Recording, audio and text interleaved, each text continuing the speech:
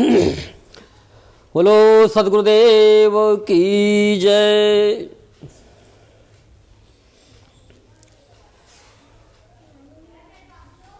गुरु ब्रह्मा गुरु विष्णु गुरु देवो महेश्वरः गुरु साक्षात् परब्रह्म तस्मै श्री गुरुवे नमः।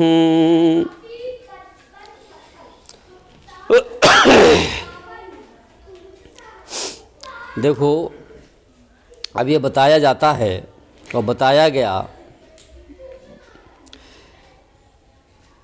कि गुरु ब्रह्मा गुरु विष्णु गुरु देवो महेश्वर है और गुरु साक्षात पर ब्रह्म, यानी गुरु ही ब्रह्मा विष्णु महेश्वर पर ब्रह्म भी है।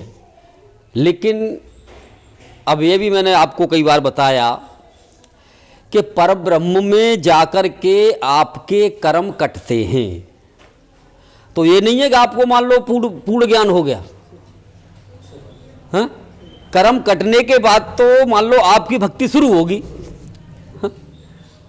कर्म नहीं कटेंगे उससे पहले तो आपको यही नहीं पता कि आखिरकार मैं कौन हूँ, कहाँ मुझे जाना है, क्या मेरा खेल है। ये संसार में घूमते रहेंगे, माया के खेल में घूमते रहेंगे, क्योंकि प्रारब्ध का खेल ही इतना मान लो अटूट है कि निकलने ही नहीं देगा। लेकिन गुरु की कृपा से जब हमारा प्रारब्ध कट जाता है, पर ब्रह्म में पहुंचा करके वो प्रारब्ध को काट देता है, उसके बाद में फिर पूर्ण ब्रह्म में भक्ति हमारी शुरू होती है। क्यों कहा ना कि मान लो परमात्मा क्या है, पूर्ण ब्रह्म है, पूर्ण ब्रह्म है। और अगर आप मान लो ब्रह्म की भक्ति करोगे तो मान लो नहीं पहुंच सकते, उसी में घूमते रहोगे। पर ब्रह्म की करोगे तो वहीं घूमते रहोगे, माया की करोगे तो माया में ही घूमते रहोगे, अगर मन की करोगे तो मन में ही घूमते रहोगे। ये सब अपने अपने दायरे हैं, जिस दायरे में जो गया वो उस दायरे को पार कर नहीं सकता। इसीलिए पूर्ण गुरु की आवश्यकता हमेशा थी, है और रहेगी, क्योंकि इन सब से वो निकल करके आगे जा चुका हो। तो जो मान लो पूर्ण अवस्था में पहुंच चुका है, पूर्ण गुरु की अवस्था में पहुंच चुका है, तो वो पूर्ण गुरु की अवस्था में यानी पूर्ण गुरु की ही भक्ति कराएगा। वो इनमें नहीं चलाएगा। वो ये तो सिर्फ एक साधन है कि भाई इनको तुम मान लो पकड़ करके चलो और चल के छोड़ दो, इनको समझ लो। जिस तरह से साहब ने कहा कि कहन सुनन को ज्ञान चौधारा, भक्ति करने के लिए नहीं कहा उन्होंने कि जो 14 अरब जो ज्ञान है, 14 लोगों का जो हमारे अंदर ज्ञान भरा हुआ है, तो ये कहने और सुनने के लिए समझ लो सिर्फ। क्यों कि यह माया का खेल है। कहन सुनन को ज्ञान चौधारा और सार शब्द ले जीव उबारा। तो भक्ति कहां से शुरू होती है? भक्ति शुरू होती है सार शब्द से, सार शब्द से शुरू होती है। अब सार शब्द की समझ ही नहीं है तो अब तुम समझोगे क्या? क्या तो गुरु बताएगा, क्या समझाएगा और क्या तुम समझोगे? तो इसके लिए ही मान लो सत्संग की नितांत आवश्यकता है और गुरु के सानिध्य की बहुत जरूरत रहती है। क्योंकि मान लो गुरु मान लो सत्संग तो सुनाता ही सुनाता है, सत्संग में जितनी भी बातें कही जा सकती हैं उतनी बताता है। कुछ जो बारीकियां होती हैं, बारीकियां होती हैं वो सत्संग में नहीं बताई जा सकती। वो कब बताई जा सकती हैं? कि जब हमारा गुरु से हिल मिल के प्रेम होता है। प्रेम होता है, प्रेम की वजह से कभी भी जिस तरह से घर में, हमारे घर में प्रेम होता है, अचानक ही हम किसी को भी अपने घर में ये नहीं समझ सकते कि ये मान लो क्या इसकी स्थिति है, क्या इसका मान लो कैसा इसका स्वभाव है, अचानक नहीं समझ में आएगा। जिस तरह से मान लो शादी होकर के नई बहू घर में आती है तो अचानक ही न तो उसका स्वभाव किसी को समझ में आएगा और ना ही वो किसी का स्वभाव समझ सकती। तो अचानक ही आप कहें कि एक दूसरे को समझ करके साहब के ये बन जाओ वो बन जाओ, कैसे हो जाएगा? उसमें समय लगता है कि भाई एक दूसरे को परखा जाता है, समझा जाता है। समझने के बाद फिर यानी एक दूसरे का ज्ञान का आदान प्रदान होता है और फिर एक दूसरे की बात को समझ जाते हैं, फिर कोई मान लो दिक्कत नहीं होती। लेकिन जहां भी बातें बनती हैं मान लो वो शुरुआत में बनती हैं, शुरुआत में बनती हैं। लेकिन बाद में जब एक दूसरे को समझने लग जाते हैं और आगे चलने लग जाते हैं तो फिर यानी गहराई निकलती चली जाती है। जैसे जैसे हमारा प्रेम बढ़ता है वैसे वैसे गहराई निकलती चली जाती है। गहराई का मतलब है कि हमारे अंदर से जो मान लो प्रेम का अंकुर है वो फूटने लग जाता है, क्योंकि प्रेम कोई ऐसी वस्तु नहीं है कोई मैंने दिया और आपने ले लिया या आपने दिया मैंने ले लिया। तो प्रेम ऐसा नहीं है। प्रेम ऐसा सूक्ष्म यानी अवस्था है, क्योंकि ज्यादातर तो मोह ही चलता है संसार में। बार बार मैं बताता हूं कि मान लो इसीलिए हमारे संतों ने कहा कि स्वार्थ लाग करें सब प्रीति। बोले प्रेम नहीं है, ये स्वार्थ के वशीभूत होकर के सारा संसार एक दूसरे से झगड़ा पड़ा है, स्वार्थ के वशीभूत होकर के। तो ये प्रेम नहीं है, इसको मोह कहा जाता है। लेकिन जैसे जैसे हम मान लो अपने को समझते जाते हैं वैसे वैसे यानी हम प्रेम के प्रति बढ़ते जाते हैं। और जब तक क्यों अपने को समझना क्यों कहा गया कि जिस तरह से मान लो घर परिवार में हम सब मिले तो अपने को समझना कि भाई मुझे दर्द होता है तो इनको भी दर्द होता होगा। भाई मेरे से कोई कटु शब्द कहता है तो मुझे दर्द होता है, अगर मैं किसी के लिए कटु शब्द कह रहा हूं तो इसको भी दर्द होता होगा। तो हर जीव को मान लो दूसरे को भी अपने जैसा समझना कि मुझे दिक्कत है तो इनको भी दिक्कत होगी। तो अब इस तरह की जब भावना हमारे अंदर बनती है, जब ही तो कहा कि प्रेम गलियत सा करी जामे दोन समय, वहां तो है ही नहीं है। और यहां तो परिवार में इतने इतने हो गए तो कैसे मान लो प्रेम बनेगा? मोही बनेगा है? मोही बनेगा। अब जब ही तो मैंने कहा कि मैंने कि भाई घर परिवार में सब एक मंच पे आके बैठ जाएं, यानी सबका मन एक हो जाए, सब एक गुरु को चेले। कहने का मतलब बात एक ही है, यानी एक ही मान लो रास्ते पर सब चल पड़े। हम देखते हैं घरों में कि मान लो माँ बाप किसी की उसमें जा रहे हैं, पत्नी किसी की उसमें जा रही है, भाई बंधु किसी उसमें जा रहे हैं और हम कहीं जा रहे हैं। तो प्रेम कहाँ है? तो वो जो चीज हम चाहते हैं तो वो नहीं बन पाती, संसार में नहीं बन पाती। हम कितनी भी कोशिश करें, और कोशिश करते हैं, करनी भी चाहिए, लेकिन ये पूर्णत्व हो नहीं पाता। इसीलिए पूर्णत्व पूर्णत्व है ही नहीं तो हो कहां से पाएगा? जहां हम ढूंढ रहे हैं मां है नहीं पूर्णत्व। हम सोच रहे हैं घर परिवार में पूर्णत्व मिल जाएगा, मां है ही नहीं तो मिल कहां से जाएगा? पूर्णत्व तो पूर्णत्व के पास ही मिलेगा। इसलिए गुरु की आवश्यकता होती है। तो अब जब हम गुरु के सानिध्य में पहुंचते हैं, जब उनके प्रेम में जब हम डूबते हैं, तो उसके बाद में हमारा प्रेम परमात्मा से होने लगता है। और जब परमात्मा से प्रेम होने लगता है तो फिर उन सबके अंदर भी जो हमारे दायरे में है, क्योंकि जब अपना जब हमको अनुभव होने लगता है, अपना ज्ञान होने लगता है, परमात्मा का ज्ञान होने लगता है, तो उनमें भी हमको दिखाई देने लगता है। तब तो समस्या का समाधान हो सकता है। और अगर आप चाहोगे आप मान लो बिना गुरु के जनाए और बिना गुरु को जाने और आप वो समस्या का समाधान कर लो, कभी नहीं कर पाओगे। जन्मों जन्मों से न कर पाए हो, न कर पाओगे, क्योंकि जन्मों जन्मों से ये समाधान करते करते जो अधूरे रह जाते हैं, आज उनको पूरा करने के लिए हम फिर एकत्रित होते हैं। यही जिंदगी है और कुछ भी नहीं है। इसी को नियति कह दिया, इसी को प्रारब्ध कह दिया, इसी को किस्मत कह दी। लेकिन ये पूर्णत्व को प्राप्त नहीं हो पाते। हाँ, अगर गुरु मिल जाए तो पूर्णत्व को प्राप्त हो जाते हैं, लेकिन गुरु पूर्णत्व को प्राप्त करने की कला बताए और उस पर हम चले, तब बात बनती है। क्योंकि प्रेम दो में होता ही नहीं, दो में तो खटपट रही होती है, प्रेम कहां से होगा भाई? जहां दो होंगे तो आवाज होगी, और आवाज होगी तो खटपट होगी। तो प्रेम एक में होता है, दो में प्रेम होता ही नहीं है। तभी कहा प्रेम गलियत सा करी। अगर तुम दो हो तो तुम में प्रेम कभी बनेगा ही नहीं। अब यही कारण है कि हम कहते बहुत है कि पति पत्नी में बहुत प्रेम होता है, लेकिन नहीं होता है। हम कितना भी दावा करें किसी के भी साथ पर, लेकिन नहीं होता। हाँ, स्वार्थ का होता है, तुम कमा के ला रहे हो, मैं तुम्हारा कार्य कर रही हूं, तुम मेरा कार्य करो। इसी तरह से सारा संसार बना पड़ा है एक दूसरे के बंधन में। लेकिन जब गुरु से हमको ये पता चल जाता है कि भाई हम दो नहीं, हम एक हैं, हमें फिर ये पता चल जाता है हम अनेक नहीं, हम अनेक नहीं, हम एक हैं। तो अनेकता में एकता, अनेकता में एकता कैसे आए? अब जिस तरह से मान लो कि हमारे भारतवर्ष में इतनी जातियां हैं और दुनिया भर के जातियों के चक्कर में मान लो राजनीति बन गई और लड़ाई झगड़े चलते रहते हैं। लेकिन जब ही संतों की आवश्यकता पहले भी थी, आज भी है, आगे भी रहेगी, कि वो अनेकता में एकता कैसे बनाए, और इसकी जरूरत भी है। तो अनेकता में एकता जब ही बन सकती है जबकि हमको अपना ज्ञान हो जाए कि हम हैं क्या। ये भक्ति है, यहां से शुरू बात है, यहां से हम आगे के लिए चलेंगे।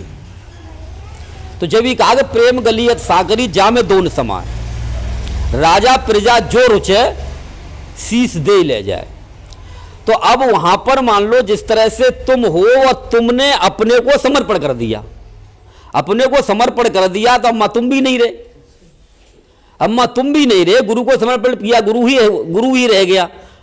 अब गुरु ने तो भक्ति कर रखी है, तो वो तो पार है ही है? तो मान लो फिर पार होने की, वो तो पार है ही है, तो तुम भी पार हो गए। जब ही कहा कि मान लो जो इतनी कठिन भक्ति, जो कि ऋषि मुनि देवता वगैरह भी जिसको नहीं कर पाए, और उसको एक गुरु भक्त कर लेता है, और वो भी कैसे कर लेता है, वो देखो उसमें रामायण में साफ बताया गया। जब गरुड़ जी जैसे भगवान के सामी मुक्ति बताई थी ना, तो सामीप्य मुक्ति गरुड़ जी और भगवान के साथ हमेशा रहते हैं, लेकिन फिर भी उनको भी वो जाग गया, उनको भी मोह जाग गया कि ये कैसे भगवान हैं। वो भी नहीं पहुंच पाए, तो उन्होंने मान लो किसको जाकर के, मान लो कागभूषुंड जी से जाकर के जब पूछा कि भाई इतनी दुर्लभ भक्ति, मैं हमेशा भगवान के पास रहता हूं और मैं नहीं जान पाया, हाँ? और तुमने कैसे जान लिया? कई लोग कहते हैं ना, मान लो ब्रह्मा नहीं जान पाए, विष्णु नहीं जान पाए, महेश नहीं जान पाए, तुमने कैसे जान ली? क्या तुम उनसे भी बड़े हो गए? लोग ऐसे प्रश्न कर देते हैं, लेकिन वो अज्ञानता में करते हैं। ये तो जानते ही हो कि भाई कि मनुष्य शरीर के लिए देवता भी तरस रहे हैं, तो भाई वैसे ही बड़े हो तुम, लेकिन अपनी महत्ता नहीं समझ पा रहे तुम कि मानव धाम मोक्ष कर द्वारा और पाए निज जिन पर लोक सवारा। यानी मनुष्य के शरीर के लिए देवता भी तरस रहे हैं और आपको मिला हुआ है, तो आप उनसे बड़े तो वैसे भी हो गए।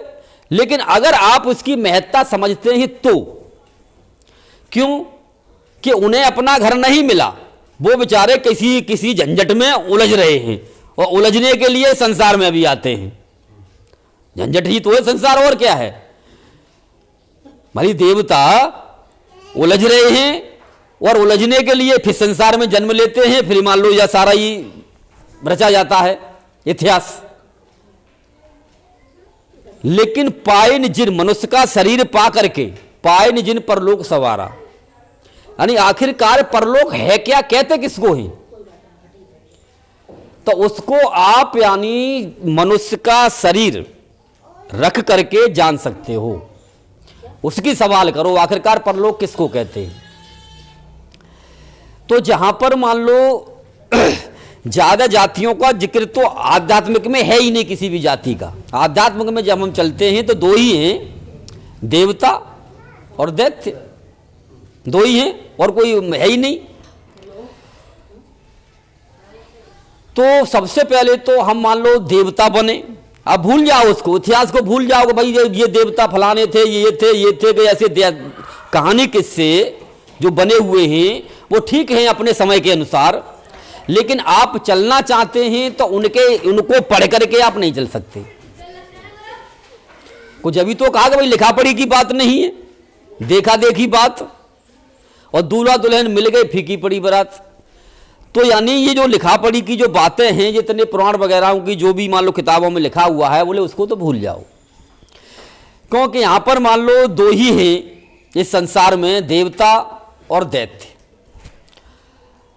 और आप मान लो पढ़ पढ़ के इतना तो जान ही चुके हो कि देवता किसको कहते हैं और दैत्य किसको कहते हैं। इसमें कहने की आवश्यकता नहीं है कि लड़ाई झगड़े हो जाते हैं लड़ाई झगड़े हो जाते हैं क्योंकि अगर मान लो देवताओं के चक्कर में है, अब दैत्यों का नाम ले दिया, देवता राम को कह दिया और दैत्य कह दिया, राक्षस कह दिया रावण को है। रावण की तो लोग पूजा करते हैं, बहुत जगह लड़ जाते हैं। बोले इतना ज्ञानी, इतना ब्रह्म, इतना विद्वान जिसके मुकाबले कोई हुआ नहीं, तुमने उसे मान लो ऐसे कि रावण कैसे मानी, दैत्य कैसे कह दिया, राक्षस कैसे कह दिया, तुम क्या जानते। लड़ाई झगड़े दुनिया भर के हो जाते हैं। तो यानी ये लड़ाई झगड़े का ही साधन है और कुछ भी नहीं है। लेकिन उनके अनुसार आप ये देखो कि आप देवता हो या दैत्य हो, क्योंकि दैत्यों के खान पान कैसा था, आचार विचार उनके कैसे थे, और देवताओं के आचार विचार और उनका खान पान कैसा था। तो राक्षस कोई बनना नहीं चाहता है? कौन किसी से राक्षस कह दो तो अभी लड़ जाएगा वो। तो अगर देवता बनना चाहते हो देवताओं जैसे कर्म करो, देवताओं जैसे कर्म करो जो उन्होंने किए, खान पान अपना शुद्ध करो, और जिस तरह के उन्होंने मान लो दूसरों की भलाई की, दूसरे की भलाई करने के लिए मान लो अपनी जान पर भी दांव पर लगा देना, अपनी शक्ति का मान लो वो करना, तो आप भी उसको करो, दुरुपयोग मत ना करो। जो दुरुपयोग करते हैं शक्ति का वो मान लो राक्षस हैं। तो शक्ति का, पैसे का जो दुरुपयोग करते हैं तो वो राक्षस हैं, और जो शक्ति का, पैसे का जो भी है आपके पास में उसका आप सदुपयोग करना जानते हैं तो आप देवता बन सकते हैं। तो पहले कम से कम देवता तो बनो। देवताओं का काम है देना, छीनना नहीं है। देना है, किसी की भलाई करना, परोपकार करना, तो उनका काम देना है। और दैत्यों का काम है कि भैया दूसरे से छीनना, छीन के अपनी शक्ति को बढ़ाना, अपनी ताकत को बढ़ाना, अपने नाम को बढ़ाना। इधर से छीन लिया, वहां से छीन लिया, वहां से छीन लिया, तो यही तो करते फिरते हैं आज है? आज जब मान लो कि हम इसमें आध्यात्मिक लाइन में भी आ गए न, तो हम ढूंढते फिरते हैं किस गुरु के पास क्या है? किस गुरु के पास क्या है, कौन सा सत्संग वाला क्या बता रहा है, तो वहां से ले आए, वहां से ले आए, वहां से ले आए। उसके बाद हम तो धुरंधर हैं, तो हम तो राक्षस हो गए। अपना कुछ नहीं है अपना कुछ नहीं है, इधर उधर से ढूंढ ढांड के हमने इकट्ठा किया और उसको हमने अपना घोषित कर दिया। तो ये राक्षसी स्वभाव है। लेकिन आपका अपना जब है, खुद आप कमाओ, खुद कमाओ और उसको फिर आप मान लो कहो, तब आप दूसरों को दे भी सकते हो। खुद आपने कमाया नहीं, दूसरे से सुन लिया कि साहब विदेही नाम होता है, विदेही नाम होता है। लेकिन विदेही नाम कब प्रकट होता है, कैसा होता है, कहां से चलता है, अब ये तो कुछ पता ही नहीं है विदेही क्या होता है क्योंकि जब तक, लेकिन सुन लिया हमने, सुन लिया तो अपने मान लो दूसरे का चुरा करके और हमने मान लो अपना घोषित कर दिया। तो राक्षसों के काम है ये तो। लेकिन पहले उसको खुद प्रकट करना पड़ता है, खुद प्रकट करके तब तुम कहने के अधिकारी हो, तब तुम दे भी सकते हो किसी को। कारण तो यही है ना, आजकल कह तो रहे कि साहब विदेही नाम मेरे पास है, मेरे पास है, मेरे पास है, मेरे पास है, लेकिन जब देने की बारी आती है तो विदेही नाम तो नहीं होता, वो अक्षर वाला पकड़ा देते हैं, ये ले अब कहां चला गया विदेही नाम। फिर तरह तरह की मान लो बातें बनाई जाती हैं। तो भक्ति करते हुए हमको पहले जो है कुछ हासिल करना है, हासिल करना है। जब हासिल हम करेंगे, जो हमारे पास होगा, तभी हम दे सकते हैं। किसी की सुनी सुनाई बातों को लेकर के हम किसी को दे नहीं सकते, सुना सकते हैं, दे नहीं सकते हम। लेकिन देने के लिए हमको खुद अपना कमाया हुआ धन चाहिए, तब हम किसी को दे सकते हैं। तो जिस तरह से साहब का देखो पहला ही शब्द है बीजक का कि संतो भक्ति रे सतगुरु आनी, नारी एक पुरुष द्वे जाया, पूछो रे पंडित ज्ञानी, कि संतो भक्ति रे सतगुरु आनी। साहब ने यानी स्टार्टिंग की है यहां से, बीजक की पहले ही शब्द से उन्होंने स्टार्टिंग की है कि भाई सतगुरु की भक्ति कब आती है, कैसे आती है। कि संतो भक्ति सतगुरु आनी जब आती है कि नारी एक पुरुष द्वय ज्याया, बूझो पंडित ज्ञानी।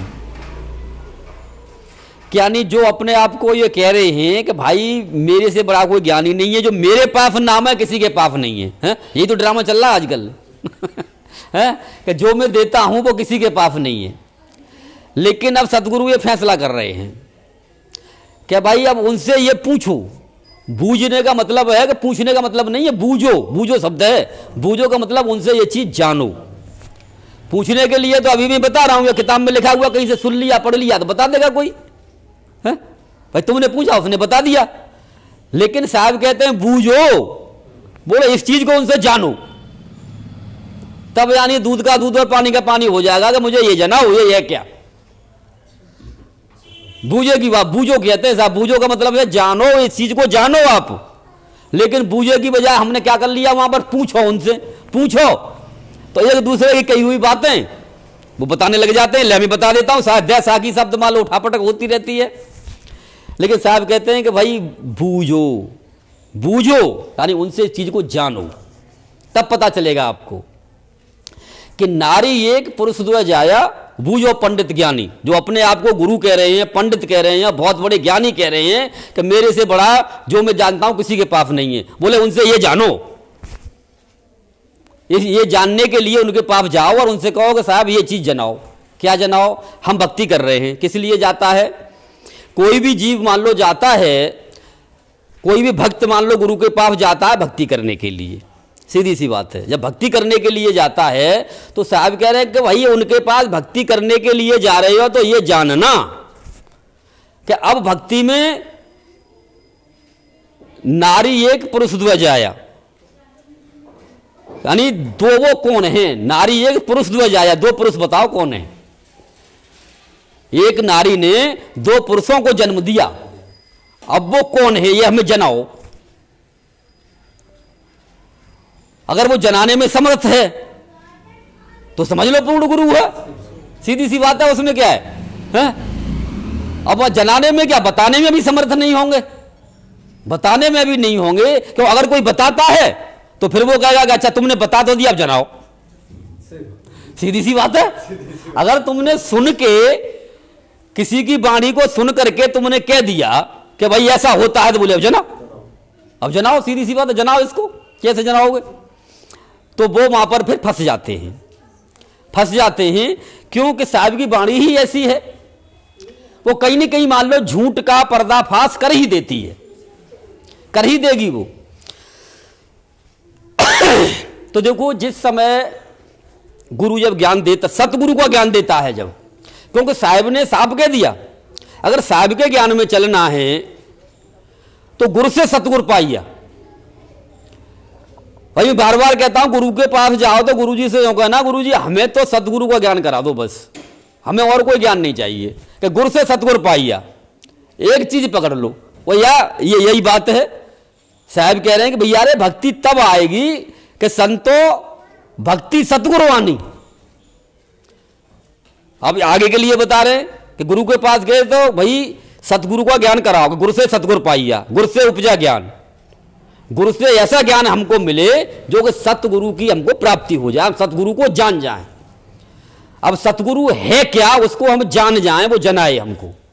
अब कह दिया सतगुरु सत्य का शब्द है, अरे ऐसे थोड़े ना जान गए, उसको प्रैक्टिकल में जनाओगे वो आखिरकार है तो है क्या, तब तक बात नहीं बनती। अब इसी को ही आगे का लिए कहा गया है कि नारी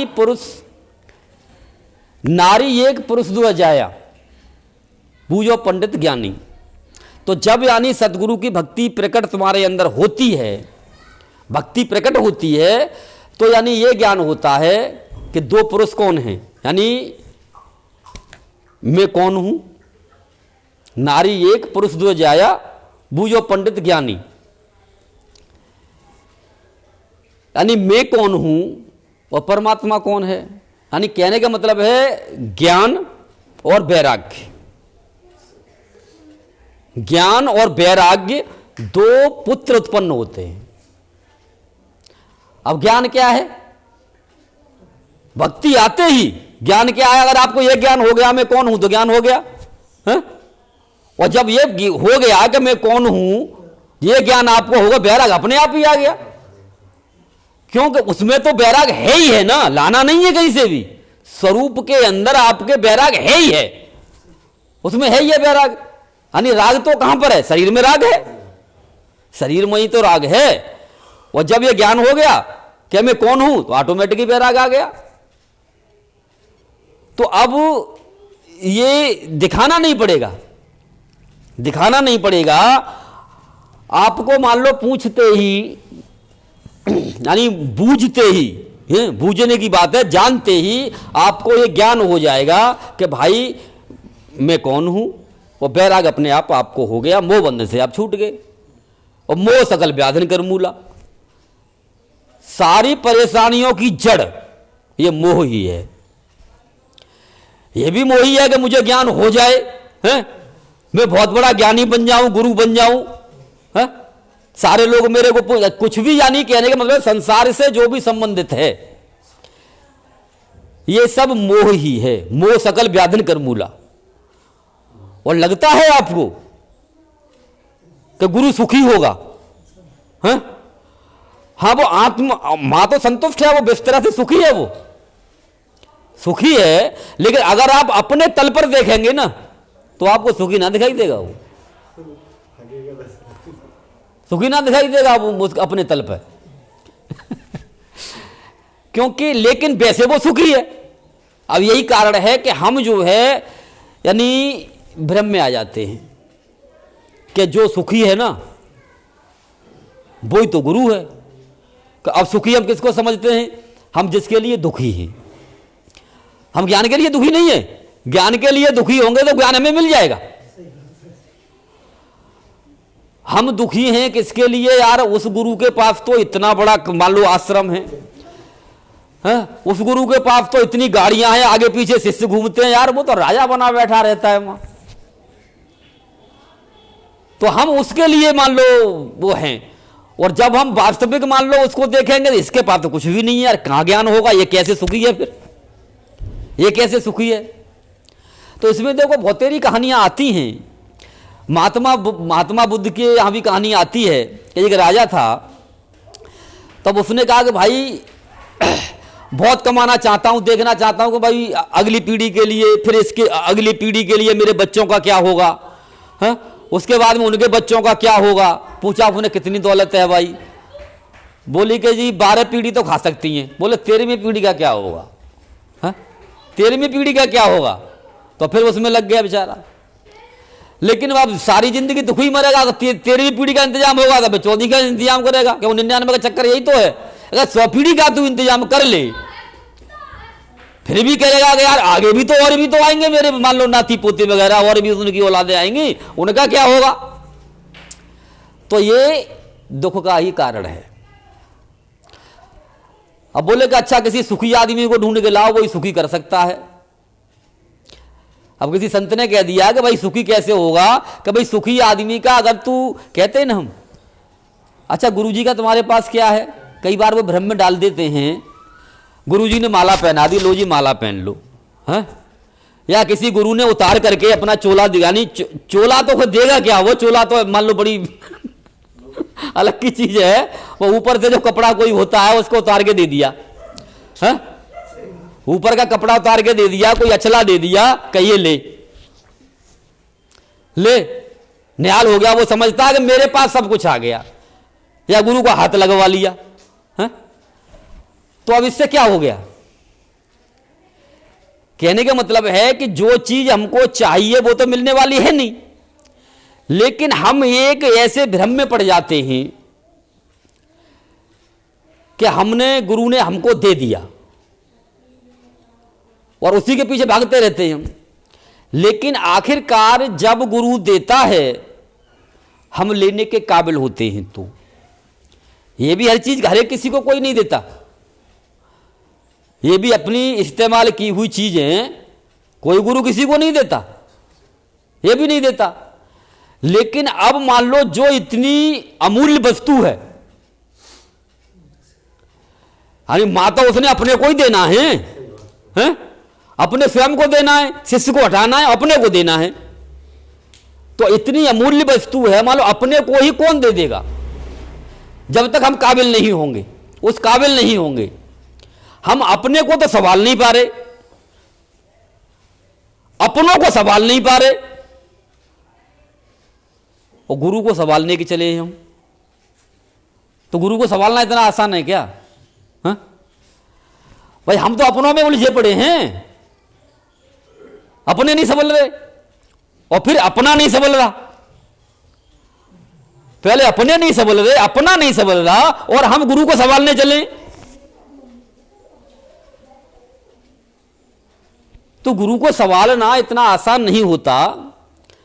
जब तक आपको अपना स्वयं का बोध नहीं होगा और आप वैराग्य में नहीं आएंगे, सतगुरु की भक्ति में आएंगे, तभी यह खेल हो सकता है, तभी आप गुरु को संभाल सकते हो। सतगुरु की भक्ति में ही गुरु को संभाला जा सकता है, वरना गुरु को संभालना ऐसी खेल नहीं है। और इस भक्ति में आकर के गुरु को ही संभालना होता है, कोई खुद तो है ही नहीं वहां। गुरु को संभालना होता है तो पहले ज्ञान चाहिए हमको, ज्ञान के बाद वैराग हो जाएगा, तो ज्ञान वैराग्य दोनों हो जाएंगे। उसके बाद गुरु को संभालना होता है और फिर गुरु हमको संभालता है। तो जब तक वो मान लो आप उसको बुलाओगे नहीं, बुलाने का मतलब है कि मान लो चिल्ला के नहीं बुलाया जाता, चिल्ला के नहीं बुलाया जाता। जब मान लो ये चीजें हटती हैं, मेरा एक मान लो मैंने एक फार्मूला दिया है, गलत को आप हटा दीजिए, सही अपने आप आ जाएगी, आपको बुलाना नहीं पड़ेगा। जैसे पिछले सत्संग में भी आज मैंने आपको बताया था कि जो भी गलत आपकी आदतें हैं, गलत चीजें हैं, और आपने ये समझा सत्संग में आकर के, या मान लो अपने ज्ञान में आकर के, या संसार में आकर के जैसे जैसे बोध हुआ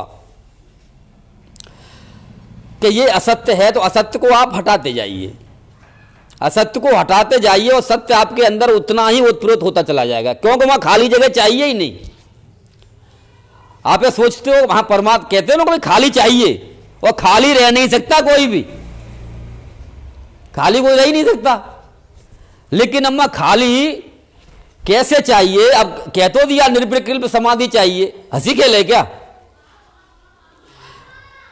लेकिन वहां पर जैसे ही आप असत्य को हटाते जाएंगे, सत्य अपना स्वरूप उजागर करता चला जाएगा।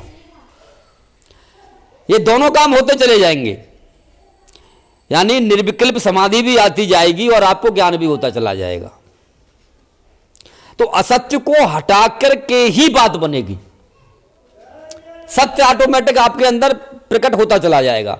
क्योंकि गुरु की कृपा इसी को कहते हैं कि कर और पा। और असत्य को आप हटा नहीं रहे, गुरु से चिल्ला रहे, गुरु जी कृपा करो, गुरु जी कृपा करो, गुरु जी कर रहे हैं, हम जगह ही ना आती, वहां भरा कर जाएगा। बस जिस तरह से गिलास पूरा भरा हुआ है, अब उसमें आगे कुछ डालने के लिए जगह ही नहीं है, पहले खाली तो हो, खाली हो तभी तो उसमें मान लो डाला जाए। तो यानी असत्य को छोड़ने की आवश्यकता है, सत्य अपने आप आपको दिखाई देता चला जाएगा, आप उतरते चले जाएंगे सत्य में। यही गुरु की कृपा है। तो संतो भक्ति सतगुरु आनी, एक नारदो पुत्र जयाए बूझो पंडित ज्ञानी। यानी जब सतगुरु की भक्ति उतरती है तो हमारे अंदर दो पुत्र पैदा होते हैं, ज्ञान और वैराग्य। अपना हमें ज्ञान होता है और राग सारा खत्म हो जाता है, हम बेरागी बन जाते, किसी से राग द्वेष हमारा रहता नहीं, न राग रहता है, न द्वेष रहता है, न संशय रहता है, कुछ नहीं। धीरे धीरे सारी चीजें जो भी हैं हटती चली जाती हैं। ये किस में होता है? सतगुरु की भक्ति में होता है। बाद बाकी किसी भी भक्ति में ये कार्य नहीं होता। क्यों? ज्ञान हुआ तो किसका हुआ? किसी को ज्योति का ज्ञान हुआ, किसी को प्रकाश का ज्ञान हुआ, किसी को अनहद का ज्ञान हुआ, किसी को कह रहे हैं भाई गुरु का ज्ञान हुआ है। बोले गुरु का ज्ञान नहीं करना भाई, अपना ज्ञान करना है। गुरु का ज्ञान तो बहुत दूर है अभी। तो गुरु तो जब आएगा जब पहले तुम्हें अपना ज्ञान होगा और तुम भी वहां से हटोगे तब गुरु स्थापित होगा। गुरु इतना आसान नहीं होता गुरु को ज्ञान को हासिल करना। तो यानी इन दो पुत्रों का आगमन हो जाता है ज्ञान और वैराग्य का सतगुरु की भक्ति में। और कबीर साहब की भक्ति ही सतगुरु की ही भक्ति है, क्योंकि कबीर साहब शरीर है नहीं, सीधी सी बात है, शरीर है नहीं। तो जब सतगुरु की भक्ति आती है तो आपको यानी आप भी शरीर नहीं है, यही आपको ज्ञान होना है। जब आप शरीर नहीं है तो गुरु फिर शरीर कैसे हो जाएगा? गुरु पे शरीर कैसे हो जाएगा? तो गुरु का भी वास्तविक रूप आपको दिखने लग जाएगा, लेकिन जब दिखाई देगा जबकि आपको अपना दिखाई देगा। जब अगर आपको अपना नहीं दिखाई दिया ना तो आपको गुरु का मान लो यही मुफ्टंडा ही दिखाई देगा कि जैसा आपके मान लो नजरों में बसा हुआ है ना, ऐसे ही उसके आचरण दिखाई देंगे और ऐसा ही आपको वो दिखाई देगा जैसी आपने कल्पना कर रखी है। क्योंकि संसार में रह करके एक जैसा रूप नहीं रहता। भाई गद्दी पे बैठे तो कैसे ही कपड़े पहने हुए हैं, जब ड्यूटी पे होंगे तो कैसे भी कपड़े पहने हुए होंगे, है? तो भ्रमित हो जाओगे यार कौन सा गुरु है, गद्दी वाला गुरु है तो वो वाला गुरु है, कौन सा गुरु है। लेकिन जब आपको अपना ज्ञान हो जाएगा तो उसके बाद में गुरु के परब्रह्म का ज्ञान होगा आपको। यानी जैसे कि मैं आत्मा हूं तो गुरु कैसे परमात्मा है, आप ऐसे समझ लीजिए। आत्मा परमात्मा इसके दो अर्थ होते हैं कि पर आत्मा यानी दूसरी आत्मा, परम आत्मा, पवित्र आत्मा। मानी मैं आत्मा हूं, मैं अभी मान लो उलझन में हूं, लेकिन गुरु परम आत्मा है, परम धन आत्मा, पवित्र आत्मा। तो लेकिन वो उसको ही दिखाई देगी, वही उसके सानिध्य में चलेगा, जब ही ये भक्ति चल पाती है, नहीं चल नहीं पाती। तो यहां से मान लो साहब का ज्ञान शुरू होता है कि भाई मेरा ज्ञान ये है, साहब ये कह रहे हैं, पहला ही शब्द है ये।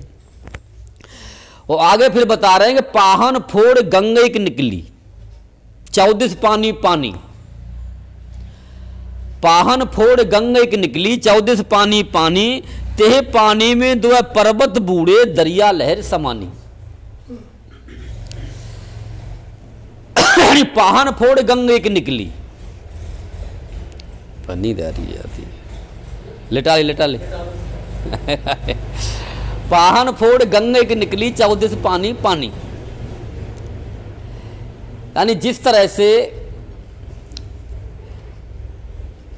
गंगा जी कहां से निकली थी, या पत्थरों से आती है, पत्थरों से गंगा जी आती है और तब यानी मैदान को हरा भरा करती है। तो इसी तरह से जब पाहन फोड़ गंगे की निकली, जब यानी हमको ये ज्ञान होगा कि हम क्या हैं, ठीक है, और बैराग होगा, पहले ज्ञान होना चाहिए, बैराग होना चाहिए, फिर पाहन फोड़ गंगे की निकली, फिर हम मान लो तब हम बाहर निकलेंगे। उससे पहले बाहर नहीं निकलना, उससे पहले बाहर निकल के कुछ भी नहीं, कल्पना में ही खोते रहोगे, क्योंकि पहले ज्ञान ही नहीं है आपको किसको बाहर निकलना है, तो निकलेगा कौन। अब जिस तरह से इस कमरे में हम बैठे हुए हैं, क्या भाई बाहर निकलना है, पहले किसको बाहर निकलना है। अगर मान लो भूकंप आए, ठीक है ना, या मान लो कमरा ये गिरे कि भाई ये मकान गिरने वाला है और यहां से भागना है, उठ के भागना है, तो मान लो अब भाग के भी लंबा जाना है किसी मैदान में, तो सबसे पहले किसको निकलना है, तो निकलना उसको है जो भाई सबको साथ लेके जा सके, जो यानी सबको साथ लेकर के गाड़ी में बिठा करके यहां से फटाफट भाग ले, तब तो ठीक है। और जब कि न मैं पहले बाहर निकलूंगा, मैं पहले बाहर निकलूंगा, सब दब के यहीं मर जाओगे, कोई नहीं निकल पाएगा।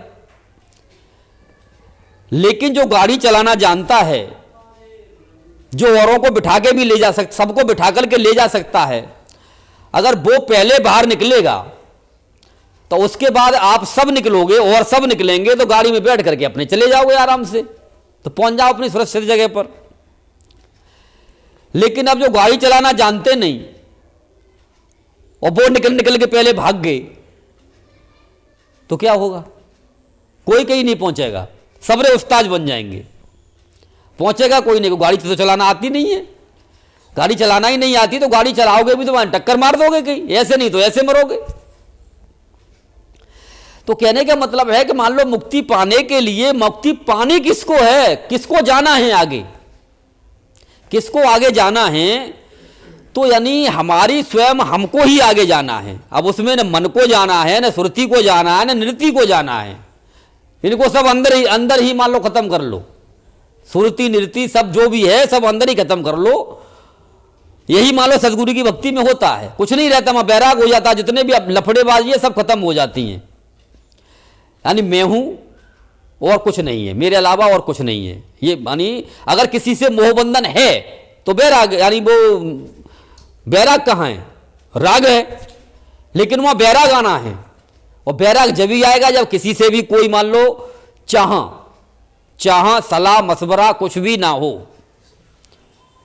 तब मान लो बैराग आता है।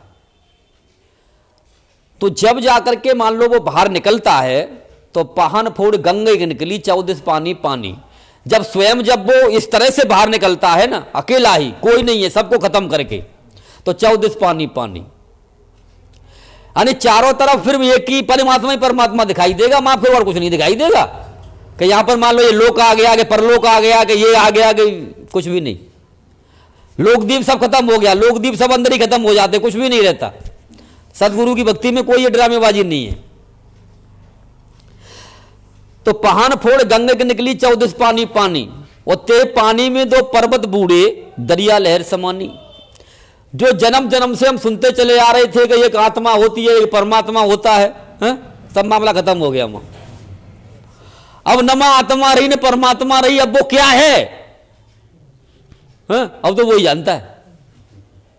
जो निकला वही जानता है कि आखिरकार मैं हूं क्या है। क्योंकि अब इसको अनामी कह लो, जो मर्जी कह लो, क्योंकि अगर कोई शब्द मैंने बांध दिया इसको तो फिर कहेंगे ये तो नीचे का ज्ञान हो गया, क्योंकि जहां शब्द आया तो वहां फिर मान लो जहां बोला तो अक्षर आया।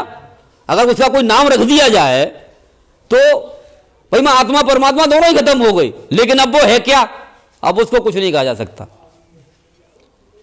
क्योंकि जहां बोला तो अक्षर आया। अगर वो कहने में आ गया तो अक्षर आया, और जहां अक्षर ता नहीं दृढ़ आया, तो बोल अबोल एक हो जाएगी। यानी बोलने वाला भी पहले ही है, तो मैं बोलने वाले की बात आपसे कर रहा हूं तो वो भी पहले ही है, हुआ नहीं है। तो बोल अबोल एक हो जाई, जिन्हें ये लखा सो बिरले हुई। लेकिन अब उसने क्या जाना क्या नहीं जाना, अब वो मान लो अक्षर भाषा में आता ही नहीं है तो बताए किसको। तो अब ये वहां की बातें हैं, ये सतगुरु की भक्ति की बातें हैं कि भाई गुरु इस तरह का हमको ज्ञान कराए कि देख भाई सतगुरु इसको कहते हैं, ये सतगुरु की भक्ति है। तो गुरु से सतगुरु पाइया, गुरु से उपजा ज्ञान, तब ये निश्चल होएगा, तब पावेगा ठाम, तब तू यानी स्थिर भी हो जाएगा और अपने घर भी पहुंच जाएगा, सारे काम हो जाएंगे।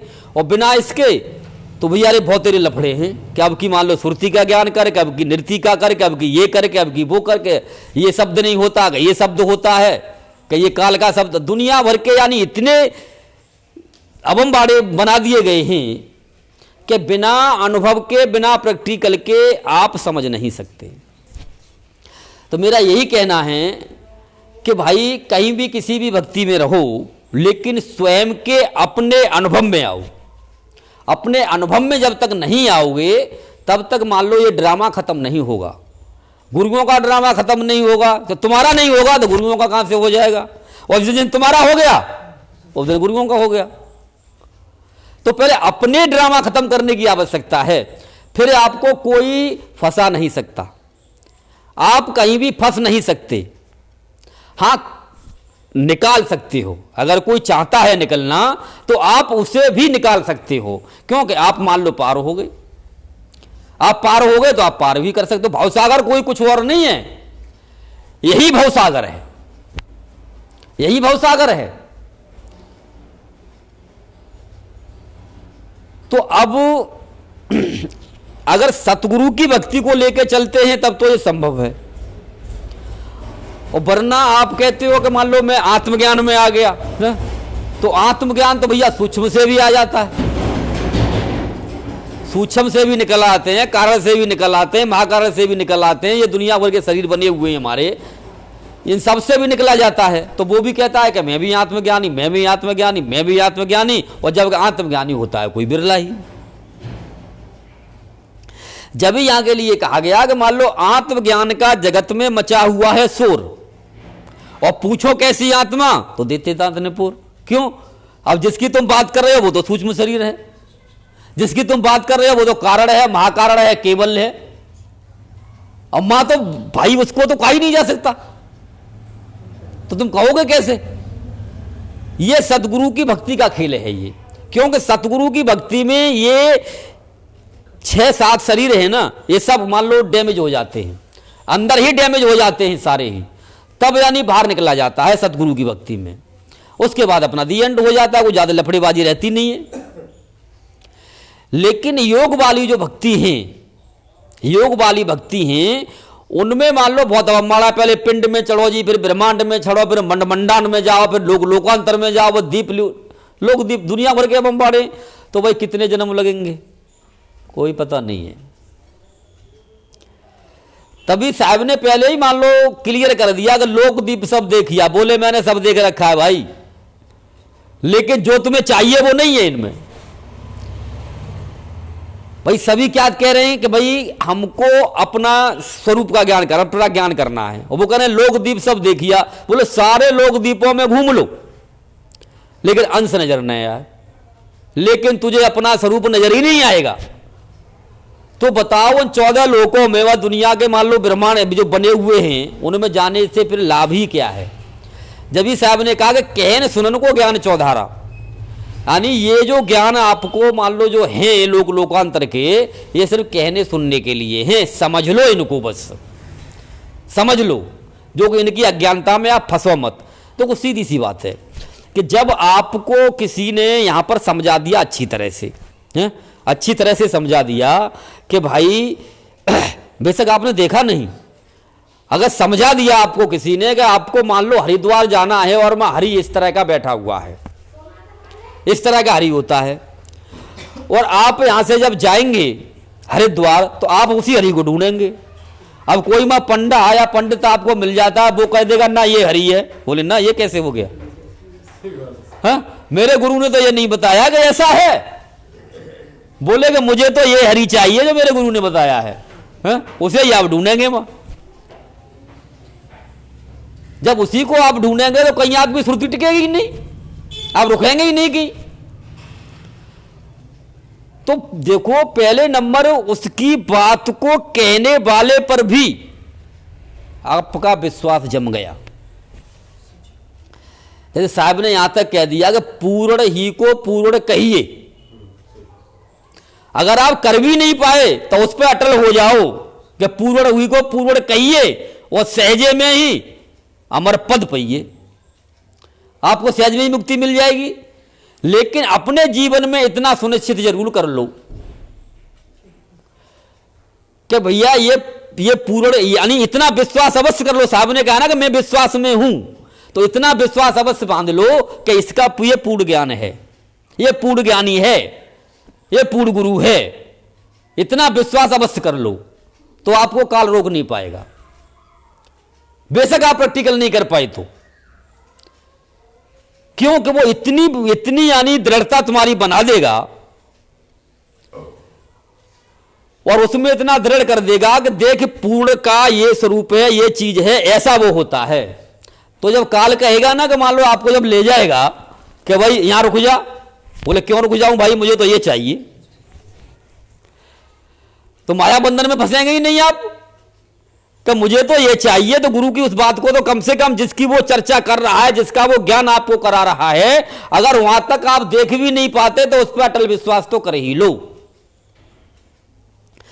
तो इसके लिए अटल ये तभी हो पाता है जबकि आप मान लो गुरु के सानिध्य में, सत्संग के टच में रहते हैं, क्योंकि बार बार किसी चीज पर जोर दिया जाता है तो एक दिन वो पक्की हो ही जाती है।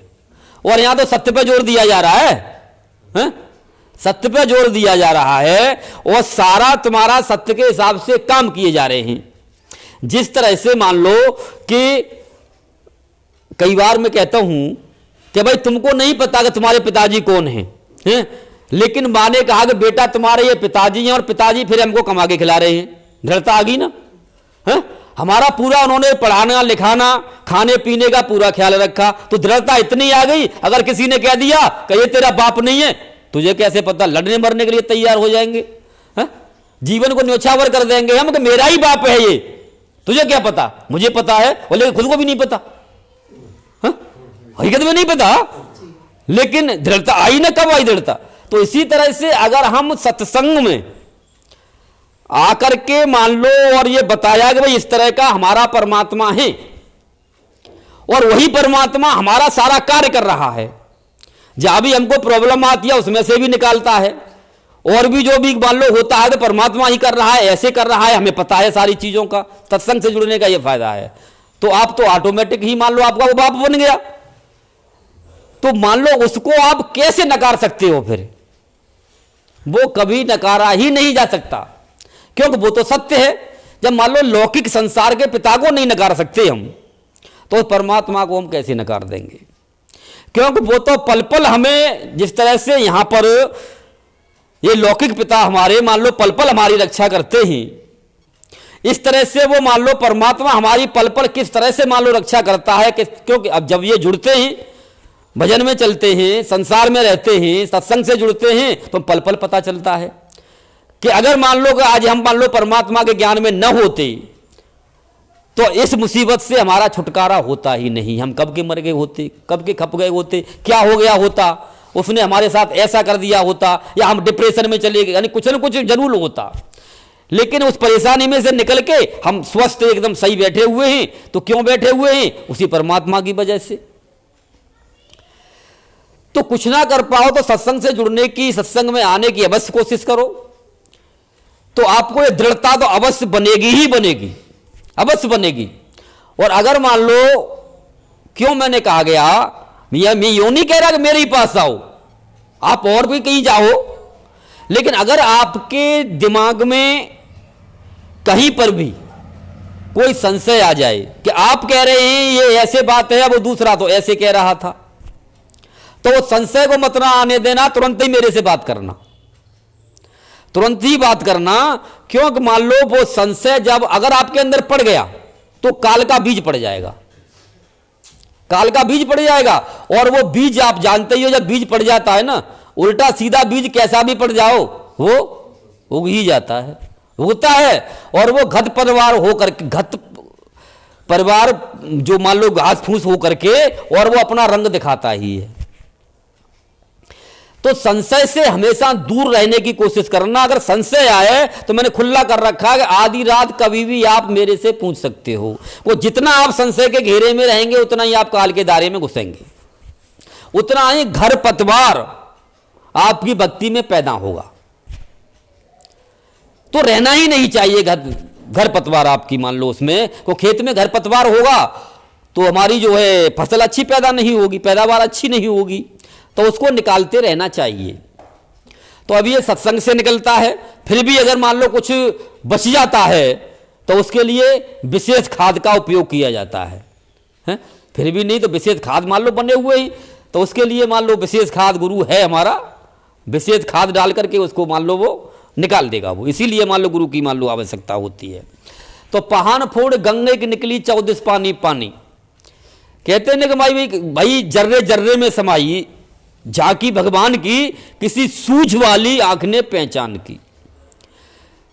तो इस तरह से सतगुरु की भक्ति में आप मान लो बाहर निकलते ही जर्रे जर्रे में देख सकते हैं। सदगुरु की भक्ति में। बार बार फिर जोड़ दूंगा, क्योंकि मान लो ये नहीं जो बाहियात, जो मान लो ये शरीर जो खेल है, इन सबको हटा करके ही आप निकलेंगे, तभी मान लो ये खेल होगा एक बार में ही।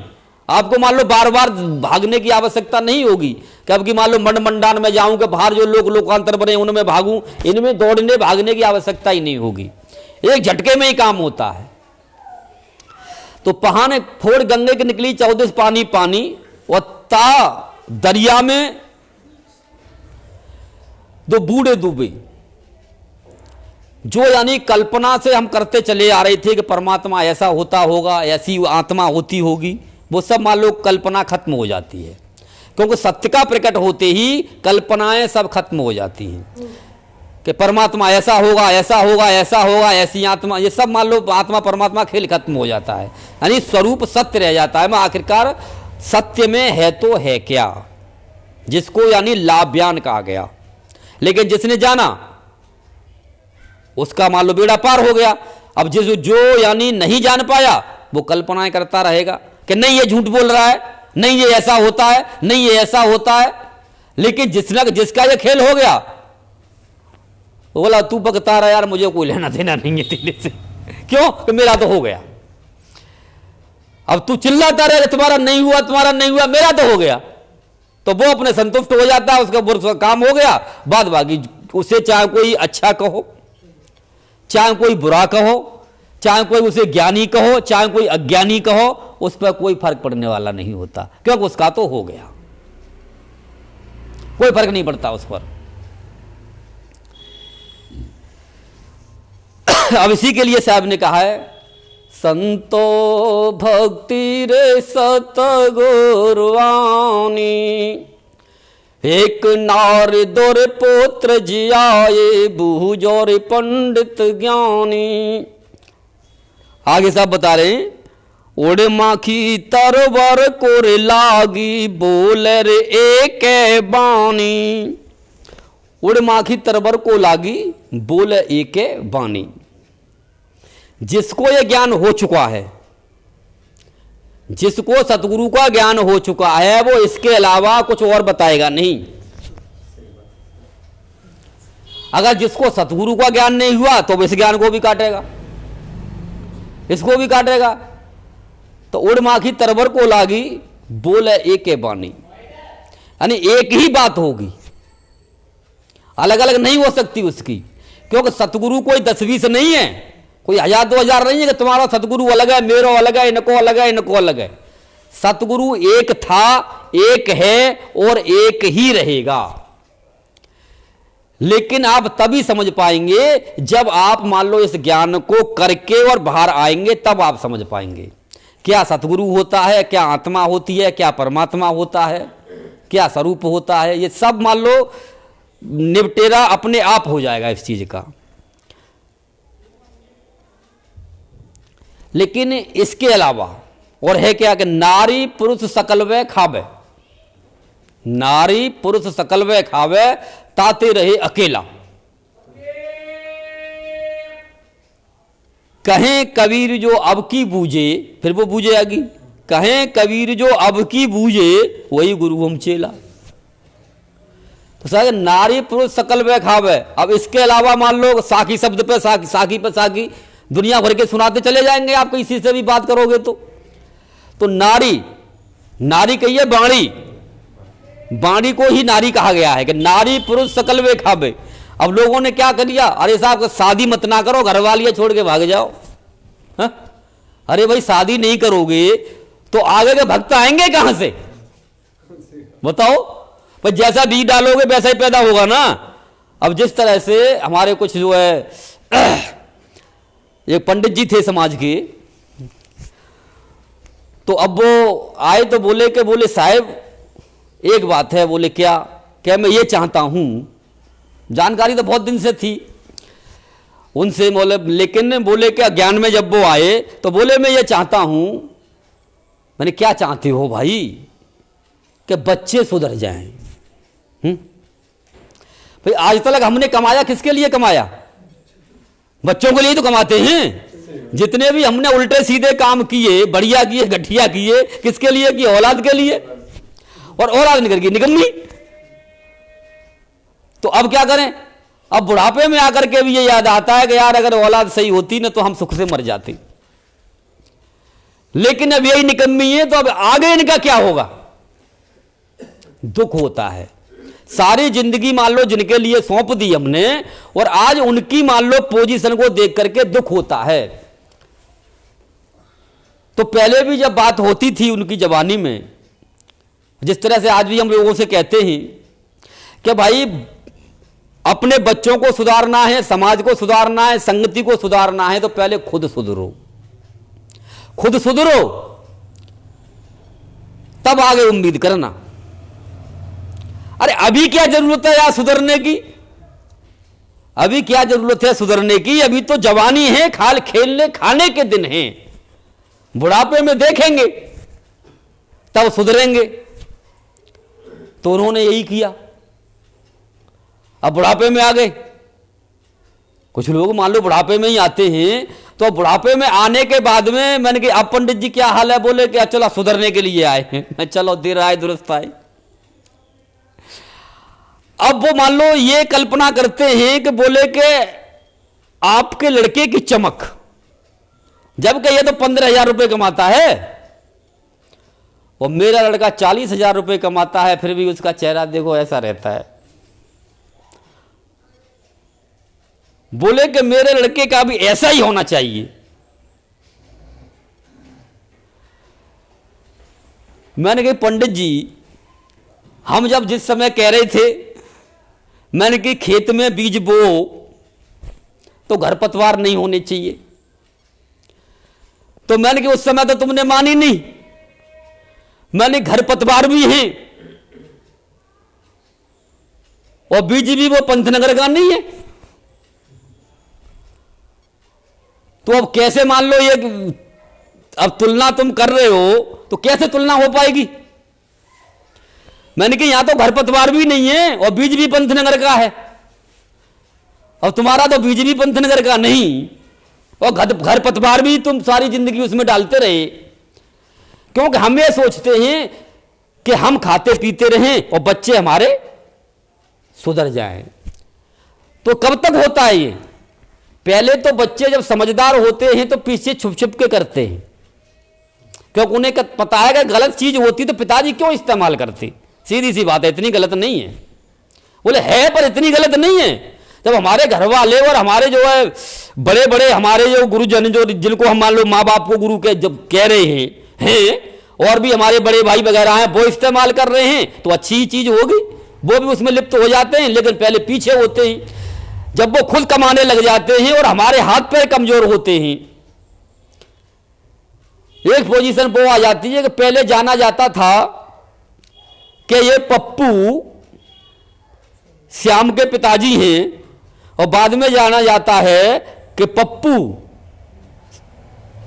पहले श्याम के पिताजी थे, अब श्याम उल्टा हो जाता है। फिर पहले पिताजी के नाम से जाना जाता है और फिर बच्चे के नाम से जाना जाता है। तब वो पोजीशन आ जाती है कि तुम्हारे सामने ही बुखारी पीने लगता है, क्योंकि वो अपना ही किया हुआ अपने सामने आ जाता है।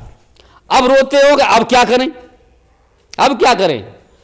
तो साहब कहते हैं करता था तब कर रहा, अब कर क्यों पछताए, और बेया बोया पेड़ बबूल का तो आम कहां से पाए। बोले भाई तेरा किया ही तेरे सामने आ रहा है, जब जैसा तेने बीज डाला वैसा तेरे सामने है। अब तू कहता है कि आम का हो है?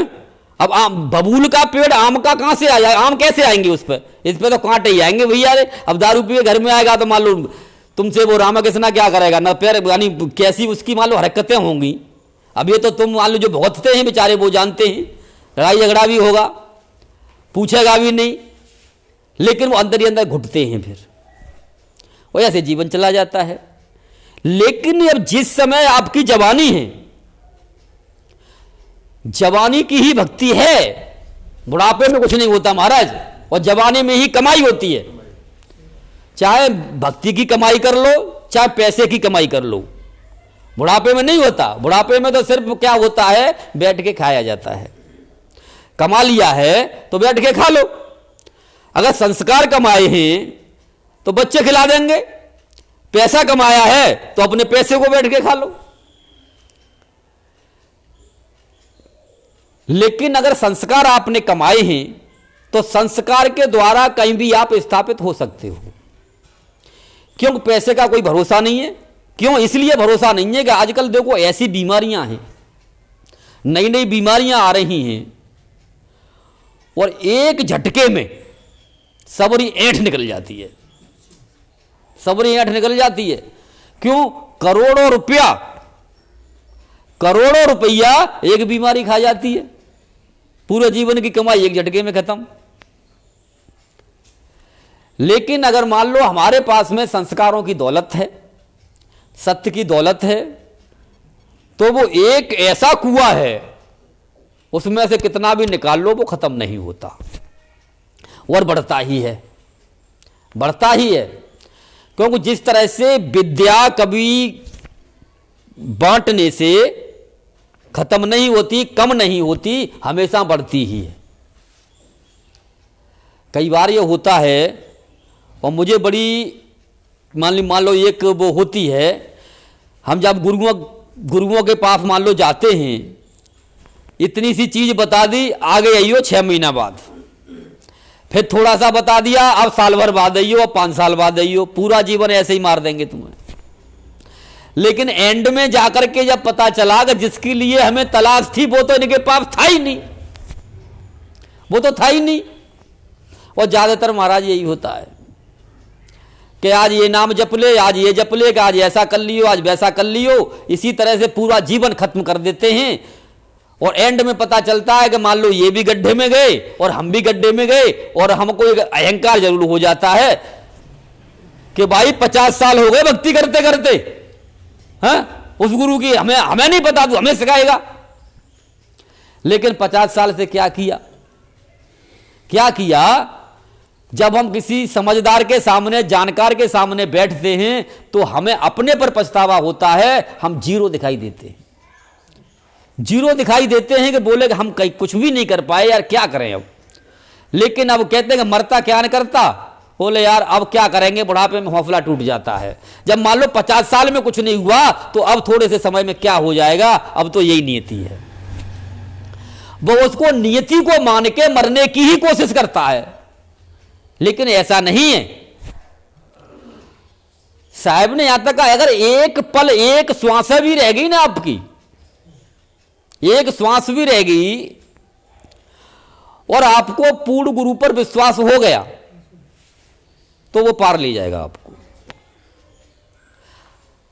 अब ये साहब ने भी कहा, मेरे गुरु ने भी आशीर्वाद दिया। मैंने कहा गुरुजी से, मैंने कहा गुरुजी जिसने हमारे लिए सब कुछ किया और आज वो हमारी बातें नहीं मानता, क्यों? कि उनको अपनी उम्र का अहंकार है, उम्र का अहंकार है और अपने पूरी जिंदगी करने का अहंकार है कि हमने ये किया है, लेकिन उसका रास्ता गलत था, क्योंकि उनको उस मंजिल की प्राप्ति नहीं हुई। लेकिन उस वजह से हमारी बात को वो मानते नहीं, तो क्या किया जा सके? कुछ किया जा सकता है? मैंने कि लेकिन हम चाहते हैं कि मान लो वो भी पार हो जाए, वो भी पार हो जाए। तो गुरुजी ने क्या किया, अंत समय तक अगर एक भी श्वास रही उनके अंदर और आपके पास उन्होंने सरेंडर कर दिया तो आपके पास वो पावर है, उसे पार कर दोगे। लेकिन इतना तो उसे करना पड़ेगा। आप कहोगे वो सरेंडर भी ना करे है? और आप उसे पार भी कर दो, क्यों भाई? जब पढ़ाया उसको जाता है जो पढ़ना चाहता है, पार उसको किया जाता है जो तुम्हारी नाम में बैठने को तैयार हो।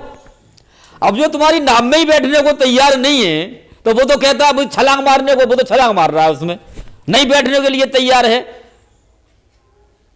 नाव चानी छूटने तक भी अगर वो बैठने तक लिए तैयार है तो उसे आप पार कर सकते हो। बोले कि ये पूर्ण गुरु ही कर सकता है ऐसा, और कोई करने वाला है नहीं।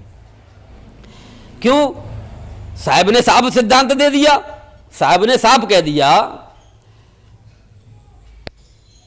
कि अदा कर अपने खजाने से, अदा कर अपने खजाने से छुड़ा ले अपने जीव को।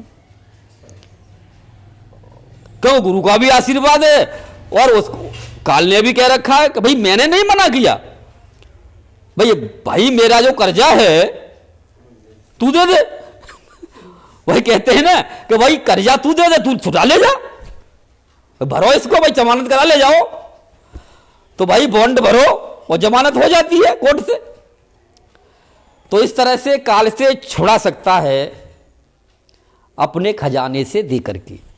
लेकिन इसमें एक चीज का ध्यान रहना बहुत जरूरी है, मैंने इसमें लोगों को डूबते भी देखा है, खुद अपने आंखों के सामने मैंने डूबते देखा है। क्यों कि एक भक्त को मैंने देखा, उसने अपने पिताजी के लिए सारी भक्ति अपनी कुर्बान कर दी, लेकिन उसके पास था तो नहीं कुछ भी। हो तभी तो तुम कर सकते हो, जब तुम्हारे पास है ही नहीं तो करोगे क्या। भाई थोड़े बहुत चांदी के टुकड़े थे वो और तुम दे बैठे, न तो तुम पार हो पाए न उनको पार कर पाओगे, दोनों ही गए गड्ढे में। क्योंकि उन्होंने संकल्प किया कि अपने पूरे जीवन की भक्ति में अपने पिताजी को देता हूं, दे दी। अब इतनी भक्ति थोड़े ना थी तुम्हारी जो कि तुम पार कर दोगे उनको। अब ये तो उसके लिए बताया गया है जो मान लो पूर्ण हो चुका है, उसके प्रति कोई समर्पण कर देता है तो वो इस खेल को खेल सकता है। इसका नतीजा ये निकला आज वो भी भक्ति में नहीं है, क्योंकि अपनी सारी खत्म हो गई। बड़ी मुश्किल से पूरे जीवन में या जन्मों जन्मों से उसने एकत्रित करके मान लो थोड़ा बहुत माल जोड़ा और वो भी उसने गड्ढे में बहा दिया। तो न तो उनका कुछ कल्याण कर पाए और न अपना कर पाए। तो इस बात को भी ध्यान में रखने की आवश्यकता है, क्योंकि मान लो कि हमारे पास हानि, हम अपना भी खो दें और दूसरे का भी कल्याण न कर पाए। तो ये जो साहिब ने जो वाणी कही है, ये मान लो पूर्णत्व के लिए, जो पूर्ण पद पे बैठा हुआ है उसके लिए कही है कि अदा कर अपने खजाने से। अब जिसके पास में, मैंने पहले ही कई बार बताता हूं आपको कि जिसको अपने कल्याण के लिए एक गिलास पानी दिया गया है, अब उसने वही गिलास पानी दूसरे को पिला दिया, अब तुम क्या पियोगे, खाक, अपना भी नहीं कुछ कर पाओगे। तो उसके लिए इस चीज को ध्यान में रखने की आवश्यकता है, क्योंकि भक्ति कोई खिलौना नहीं है जो हम मान लो इस तरह से उड़ाते फिरें, बांटते फिरें। लेकिन ज्यादातर हम ऐसा ही समझते हैं, क्यों कि हमने ये मेहनत से कमाया है ना पैसा, इसको तो हमें लगता है बड़ी मेहनत से कमाया है, कैसे खर्च कर दूं। लेकिन भक्ति तो गुरु से ऐसे ही मिल जाती है ना, क्योंकि वो ऐसे ही दे देता है बेचारा। लेकिन वो तुमको तुम्हारे कल्याण के लिए देता है, दुनिया के कल्याण के लिए नहीं देता। दुनिया के कल्याण के लिए तो तुमको कमा करके बनना पड़ेगा उसके जैसा।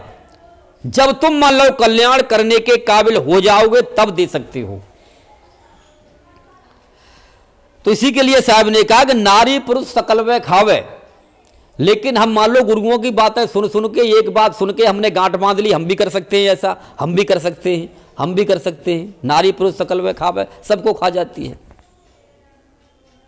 ताते रहे अकेला, इससे तो अकेले रहो कि अपना तो कल्याण है जाए कम से कम, क्योंकि हर बार दुनिया में बनते हैं, हर बार मात पिता सुत बंधवा ये तो घर घर होए, साहब ने साफ कह दिया। और सत्संगत हर भजन मिलना दुर्लभ हो, क्योंकि सत्य से मिलना, सत्संगत और हरि भजन ये चीजें बड़ी दुर्लभ हैं, तो ये लुटाने की नहीं होती। हाँ, बात बाकी यह है कि मान लो संसार में शरीर मिला है तो शरीर के द्वारा हम सेवा कर सकते हैं, सेवा करें शरीर से, पैसे से, जैसे भी हो सके। लेकिन भक्ति को हम इस तरह से कहीं पर भी नहीं लगाएं, क्योंकि जब तक हम मान लो आगे नहीं बढ़ पाएंगे तब तक इस तरह का खेल हो नहीं पाएगा। हाँ, इतना कर सकते हैं हम चाहें तो भाई गुरु के सानिध्य से, गुरु से मिलकर के कोई रास्ता तो निकाल सकते हैं। लेकिन अपने मान लो उसमें आकर के हम ऐसा करें तो मान लो हम भी भक्ति के काबिल रहेंगे नहीं। जो थोड़ी बहुत हो रही है वो भी नहीं हो पाएगी, सीधा काल अपने दायरे में ले लेता है। कई केस देखे हैं मैंने ऐसे, वो बेचारे मान लो बड़े अच्छे चल रहे थे, बहुत सेवा करते थे, लेकिन अब वो मान लो भक्ति के औरे जोरे भी नहीं है, सिर्फ ये क्या रह गए, पारखी कि मैं भी तो जानता हूं, मुझे भी तो पता है जो तुम बोल रहे हो, जो तुम कह रहे हो, ये वो बात मैं भी कहता हूं। तो कहने तक सीमित रह गए वो। लेकिन जो रूहानियत की जो पावर थी, वो पावर उनकी अपने लिए भी नहीं रही। तो इस चीज पर भी ध्यान दिया जाए कि नारी पुरुष सकल में खावे तासे रहे अकेला, क्योंकि हर जीव का अकेला ही आया है, अकेला ही जाएगा, ये सभी जानते हैं। तो तासे रहे अकेला, तो भक्ति दी जाती है तो हर जीव को, हाँ जो मान लो हो जाता है वो कर सकता है औरों के लिए, लेकिन आप अभी नहीं कर सकते, क्योंकि आप खुद ही नहीं हुए तो औरों के लिए करोगे तो मान लो फिर मामला गड़बड़ हो जाएगा। तो तासे रहे अकेला, कहें कबीर जो अब की बूझे वही गुरु हम चेला। तो साहब कह रहे हैं कि इस ज्ञान को हमें जो अभी करा दे, जो ज्ञान अभी करा दे वो गुरु है और हम चेला हैं। ये गुरु चेले का ये संबंध होता है, इस ज्ञान को कराने वाले गुरु चेले हैं, बाद बाकी तो हमारा शरीर के चेले हैं, शरीर के चेले हैं, वो गुरु चेले नहीं है। लेकिन अब शरीर के चेले की वजह से तो गुरुद्रोही हो गया। मैं गुरु को देखा है आज तक, गुरु है क्या, गुरु को जाना है? लेकिन नाम सुन लिया गुरुद्रोही हो गया। जब गुरु को ही तुमने जाना नहीं, गुरु को ही तुमने देखा नहीं है, तो तुम गुरुद्रोही क्या जानो, गुरुद्रोही किसको कहते हैं? क्योंकि हम जो है एक लौकिक तक ही सीमित रहते हैं। क्योंकि साहब ने साफ कह दिया, गुरु को अगर देखना है तो गगन में जाना पड़ेगा। क्या गुरु हमारा गगन में, गुरु जमीन पर रहता है क्या? है? जमीन पर ना रहता भाई, और ना गुरु जेल में रहता। जेल का मतलब है शरीर में है, इसके लिए जेल कह रहा हूं मैं, ये नहीं कह रहा मान लो संसार की जेलों के लिए, मान लो हमारे गुरु के लिए कह रहे हैं ना, ये शरीर की जेल में रहता है वो। तो गुरु रहता है गगन में। गगन का मतलब होता है, गगन का मतलब ये तो खैर है ही है, लेकिन वो कहीं पर भी, यानी कहने का मतलब है कि कोई उसका ऐसा मुकाम नहीं है, ऐसी कोई उसकी वो नहीं है कि कहीं पर भी चिपटा हुआ